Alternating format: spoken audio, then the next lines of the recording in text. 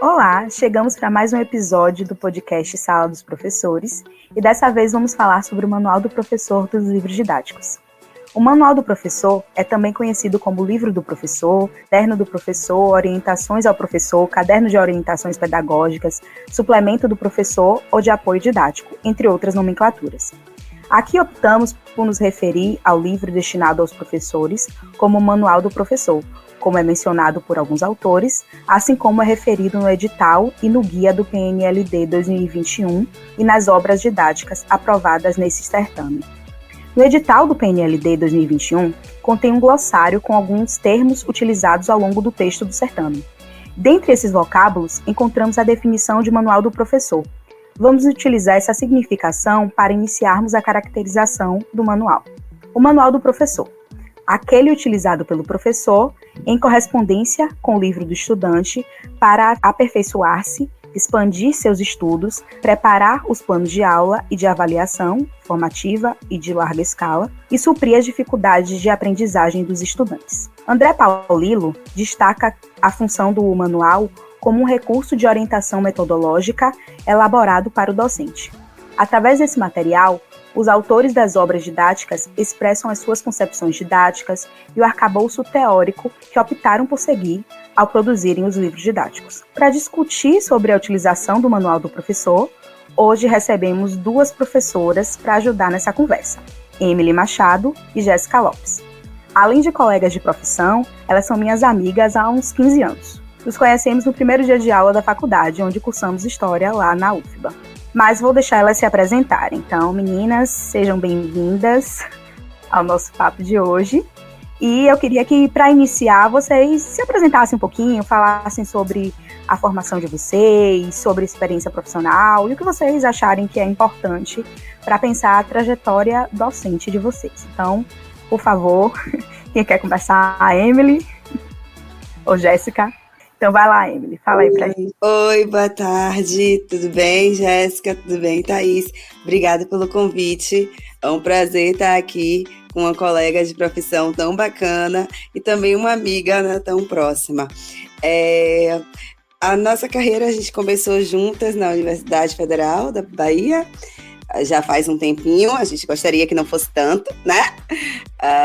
Depois da graduação, passei também para o mestrado, estou fazendo agora o doutorado, e minha experiência de ensino, ela tem sido tanto no ensino superior quanto no ensino básico. No momento, eu estou trabalhando com turmas do ensino básico, do ensino médio, na rede privada.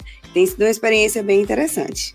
Jéssica? Olá, gente. Eu não vou repetir, também iniciei minha carreira, minha vida profissional na UFBA, com as meninas. E falando profissionalmente, eu estou professora, eu fiz mestrado em História, também pela UFBA. E depois entrei na rede estadual de ensino, como head e atualmente como professora efetiva.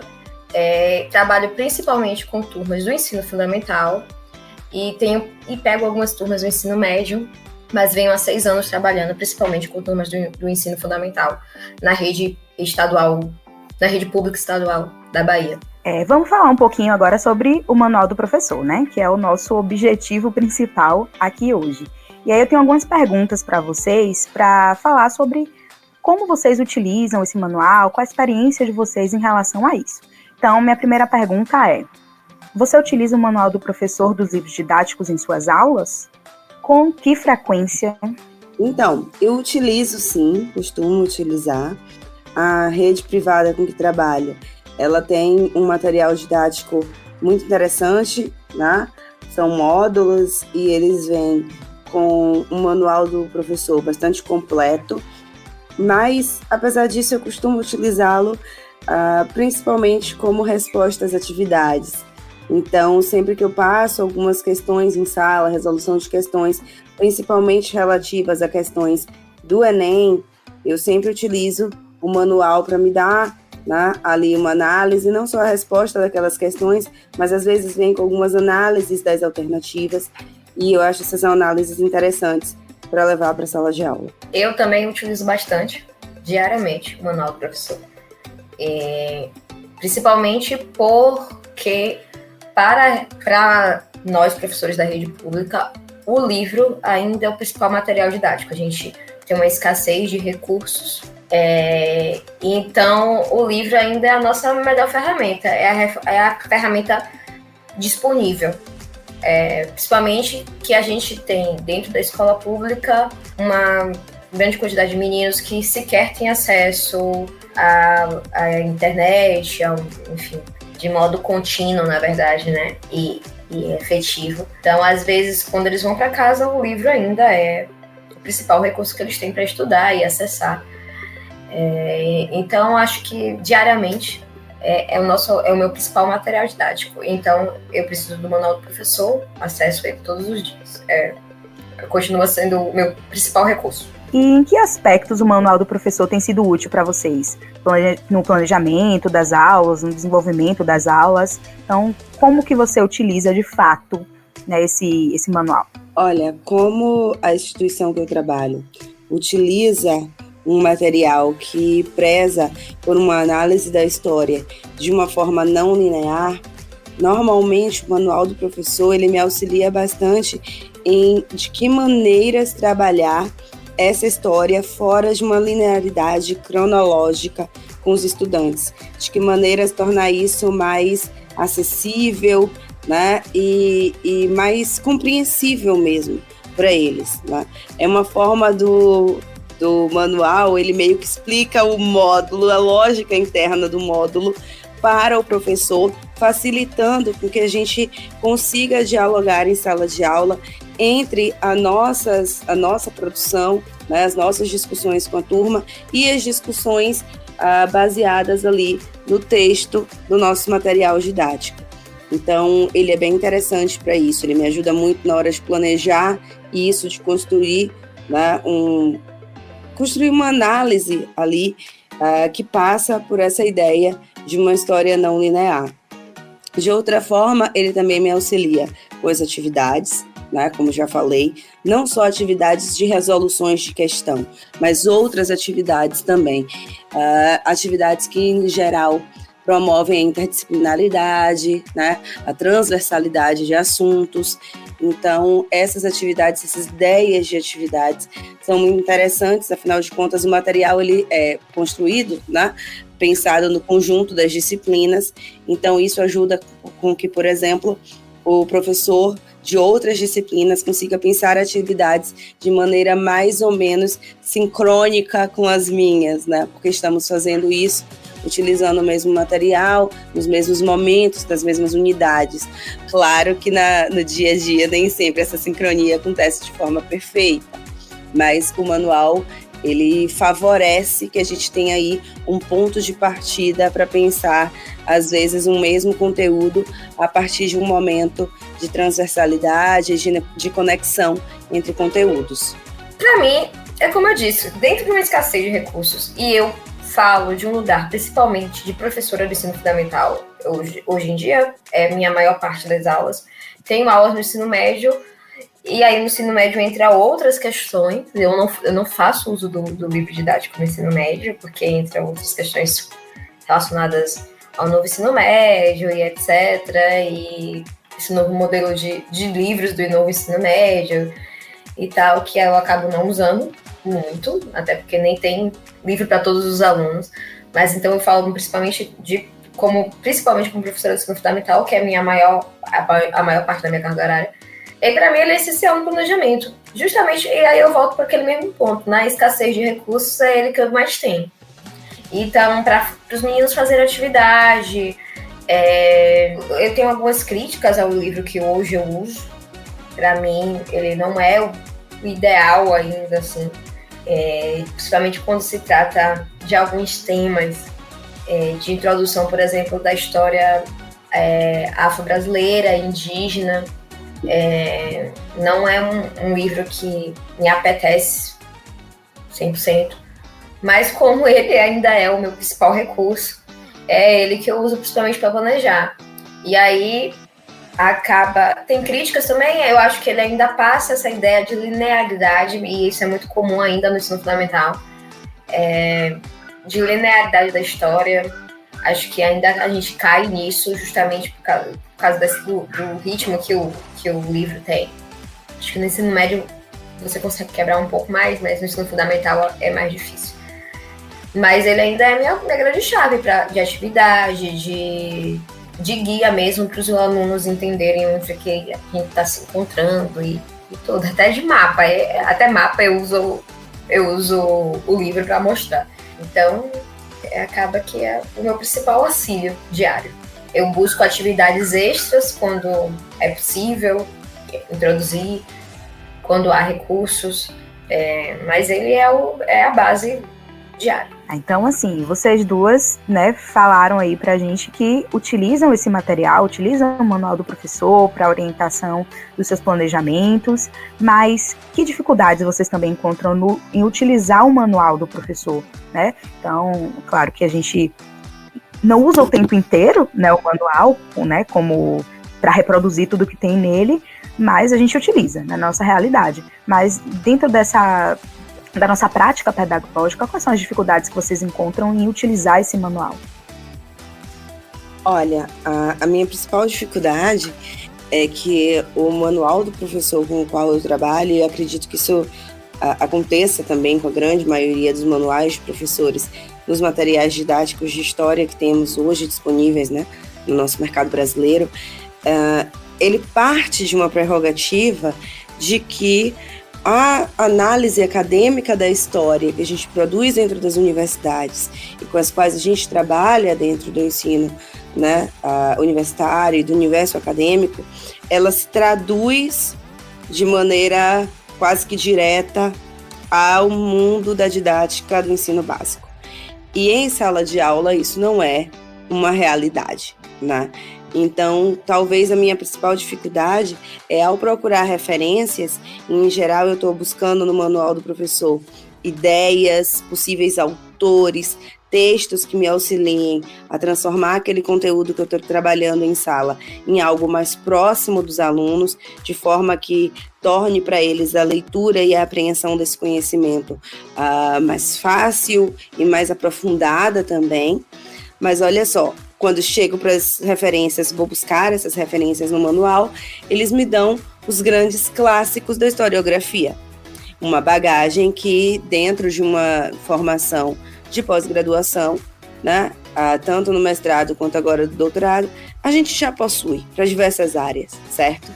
É interessante saber que aquele material está sendo produzido com base nesse tipo de referência, numa referência sólida, numa referência de grandes autores, né, sobre cada um dos conteúdos que a gente tem ali, mas esses autores, eles não dialogam com o ensino básico. Então, um dos meus principais problemas eu queria sugestões de outros sujeitos que estivessem escrevendo sobre ensino de história, que estivessem escrevendo voltado para um público que não fosse da academia. Porque o público da academia é o público do ensino médio é outro. Então, eu sinto falta de sugestões de autores que escrevam história e produzam história para o ensino médio, pensando esse público, falando de acordo com uma linguagem e com um nível, né, de aprofundamento do tema, tal qual o ensino médio. E é isso aí, em geral, o manual do professor não me oferece, né?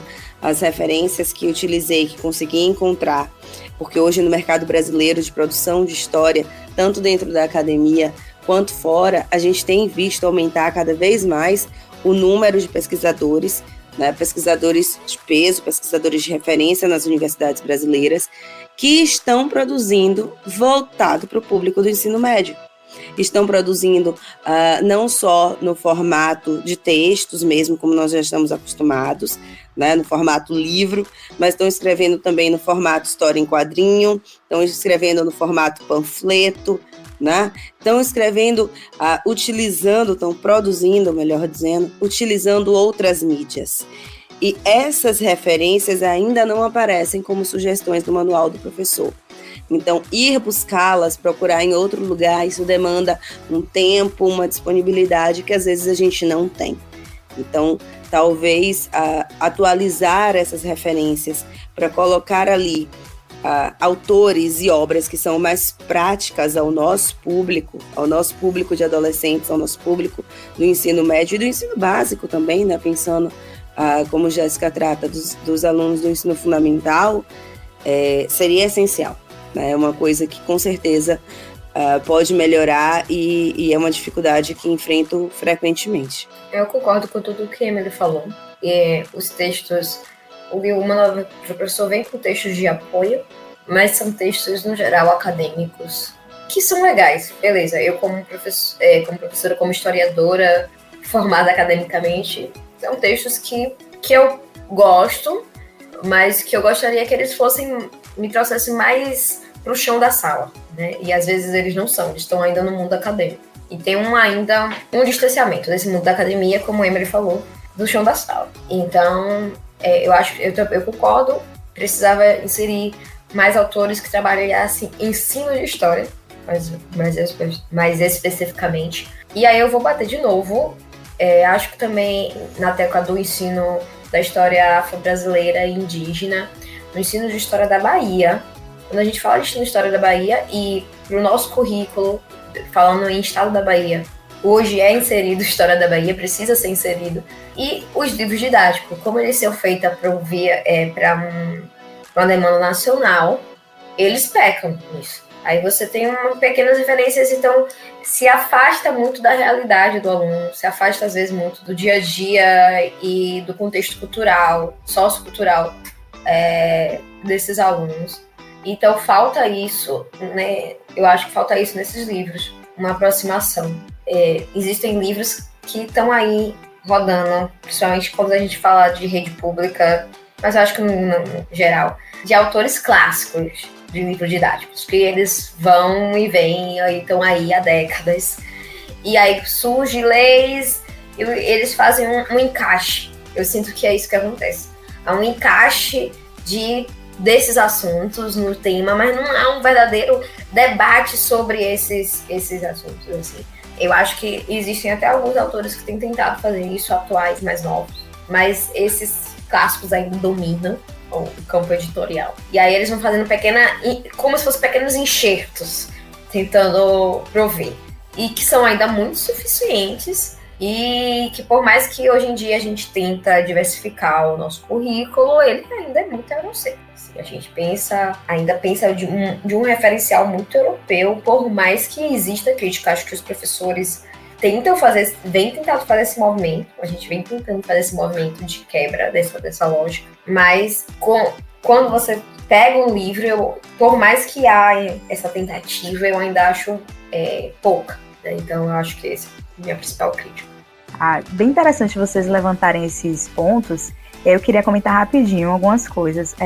Quando a Emily fala, e Jéssica também reitera, a questão dos autores que aparecem como sugestão, como textos de apoio para o professor, são textos e autores acadêmicos. E aí muitas vezes a gente, cai nesse erro de achar que a disciplina escolar, né, a história enquanto disciplina, enquanto conhecimento escolar, é uma mera reprodução do conhecimento acadêmico. É claro que o que é produzido na academia, dentro da história, é um referencial importante e que deve ser levado em consideração para o conteúdo, o conhecimento histórico escolar, mas o conhecimento histórico escolar não é uma reprodução do conhecimento acadêmico. E aí, quando a gente vai olhar para esses referenciais que são para os professores, né, no Manual do Professor, cadê os autores que tratam de ensino de história? Eles existem e cada vez mais produções no campo do ensino de história estão, né, acontecendo, mas eles ainda não estão no livro didático, no Manual do Professor, né, ainda não chegam, né, nessa finalidade de atingir os docentes e continua, de fato, essa reprodução, essa manutenção, né, desses autores acadêmicos, clássicos. E aí, de novo, o que a Jéssica falou, né, dentro de uma lógica de uma história tradicional, eurocêntrica, cronológica, falta um monte de coisa. E aí, quando a gente vai falar, por exemplo, dos livros didáticos, eles têm que seguir algumas orientações que está lá, né, no edital do PNLD, pensando, né, nesses livros que vão ser produzidos para serem distribuídos nas escolas públicas do Brasil. E aí é isso. Eles têm que seguir uma série de recomendações e de referenciais curriculares, que no caso hoje é BNCC. Então existe de fato, essa centralização dos conteúdos, pensando nessa história nacional. Só que história nacional é essa? Continua sendo a história, por exemplo, pensar a história do Brasil, é a história do Sudeste, né? A história da Bahia, por exemplo, é uma coisa regional, é uma história regional que aparece. E hoje, no máximo, que já é uma evolução, aparece lá Independência da Bahia. Já, quase todos os livros, né, atuais que tratam sobre independência do Brasil tem lá. É uma meia página, mas não é mais um box separado, né, do conteúdo. Aparece como, de fato, no texto do conteúdo do livro. Mas não é suficiente para a gente pensar, né, o que é necessário para a gente trabalhar com a história, né, do nosso estado dentro de um livro que ainda é o grande material didático, né, o material de apoio para as nossas aulas, e que não contempla, né, por exemplo, essa questão da história local, né, da história da Bahia, mas uma série de outros assuntos que de fato faltam. E aí, quando a gente está falando de manual do professor, que é uma orientação do professor, lá não existe essa orientação. Como é que a gente vai trabalhar sobre questões étnico-raciais? Como é que a gente vai trabalhar sobre questões de gênero? Enfim, pensando temas, né, que na atualidade são importantes da gente tratar e que ainda é muito escasso, né, no livro didático e mais escasso ainda no manual do professor. Então, nos carece mesmo essa orientação dentro do material, né? Interessante vocês trazerem esse ponto. E aí, já que a gente fez as críticas, né, ao manual do professor, ao livro, né, didático, quais são as sugestões que vocês têm, né, para uma melhoria do manual do professor? O que é que vocês sugerem como, né, melhoria para esse material? Olha, essa é uma boa pergunta, né? Porque realmente a gente está lidando com questões que são bastante amplas e as soluções para elas são também igualmente amplas. Talvez uma sugestão que eu acho que se relaciona diretamente com o que a gente está falando aqui é a possibilidade, talvez, de ser inserido no manual do professor autores que tratem, produções, né, que tratem de história regional e local, conectando-as, né, com essa história maior, com uma história nacional, com uma história atlântica, tá? E até mesmo uma história global. A gente tem hoje uma produção especial nas universidades estaduais espalhadas pelo Brasil, que costumam ter um foco na produção de pesquisa histórica mais voltada para as conexões entre o regional e o nacional, pesquisas novas, pesquisas que estão muito voltadas para as questões étnico-raciais, para as questões identitárias. São pesquisas disponíveis, né? São produções brasileiras muito conectadas com a nossa realidade. Então, ter um espaço no manual do professor para que essas pesquisas mais recentes que toquem em questões que conectam realidades regionais com realidades nacionais e internacionais poderia ser muito enriquecedor, né? Poderia ter isso aí talvez dividido por região do próprio país mesmo, já que a gente está pensando em materiais que são produzidos a nível editorial, pensando o Brasil como um todo. Talvez fosse uma possibilidade de que a cada região, a cada professor que está fazendo uso desse material, ele pudesse encontrar ali coisas que são, sugestões que são voltadas para as especificidades da sua localidade, sabe? Pelo menos a nível regional.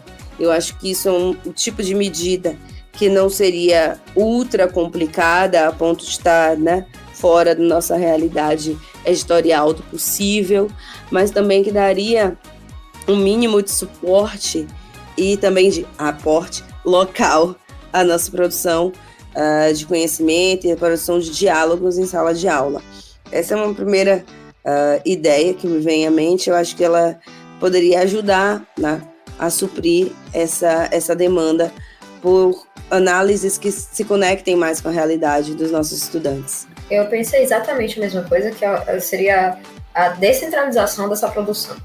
A gente tem uma centralização dessa produção. A maioria dos autores são autores do Sudeste. E por mais esforço que seja feito, essa produção não vai refletir realidades locais e demandas locais. Então, eu acho que a gente começar a pensar um movimento de descentralização dessa produção, que é difícil. A gente tem um mercado editorial, não só no campo de material didático, mas falando de todo o mercado editorial, que é concentrado no Sudeste, né? Quem faz o mercado editorial de outras regiões fazem isso com muita luta, mas eu acho que quando a gente pensa em ensino, a gente precisa começar a discutir sobre essa descentralização de produção, para que a gente fale e revele essas produções históricas que são feitas regionalmente, que levam em consideração contextos socioculturais daquele lugar.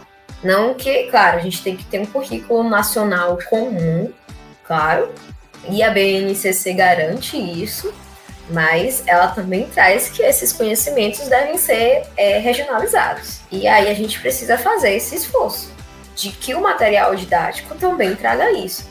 E parar de fazer esses enxertos, esses box, como o Thaís falou, né? Tanto que quem trabalha em sala de aula sabe que os meninos aqui de Salvador, onde você tem uma festa do 2 de julho, importantíssima, dificilmente eles fazem conexão da independência do Brasil com o 2 de julho.